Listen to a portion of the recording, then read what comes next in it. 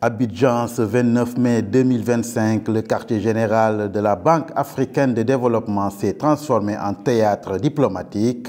Les 81 gouverneurs et représentants des pays actionnaires de la BAD sont réunis pour élire le nouveau président de l'institution panafricaine.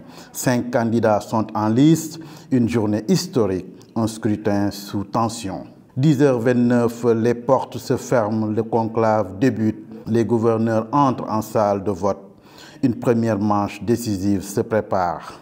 À 11h13, premier verdict, Abbas Mohamed Toli, candidat du Tchad, est éliminé. L'ancien gouverneur de la Banque des États d'Afrique centrale quitte la course avec à peine 0,52 des voix.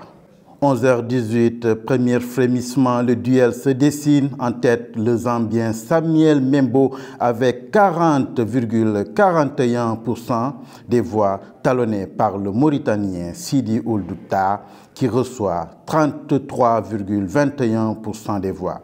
Amadou Hott du Sénégal suit à 17,62%, tandis que la Sud-Africaine Swazi Tshabalala reste en difficulté. Mais un fait change la donne. Sidi Ould Tah obtient près de 47% des voix régionales.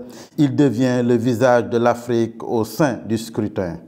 Une dynamique similaire à celle de Hakim Wumi Adesina en 2015 se met en place. 12h21, deuxième tour, le vent tourne. Ould Tah prend l'ascendant. 48,42% des voix devant Membo à 36% des voix. Amadou Hott recule à 9% des voix. Tshabalala est éliminé. La machine est lancée. Les transactions s'accélèrent. Le consensus africain se renforce autour du Mauritanien. Et à l'issue d'un troisième tour sans appel, l'annonce retentit. Le docteur Sidi Ould Tah est élu président de la Banque africaine de développement. Une victoire éclatante pour celui que l'on surnomme déjà le président du retour aux fondamentaux africains. Soutenu massivement par les pays du continent, Sidi Ould Tah incarne un tournant stratégique pour la Banque africaine de développement, réforme, souveraineté financière et relance du développement à l'africaine.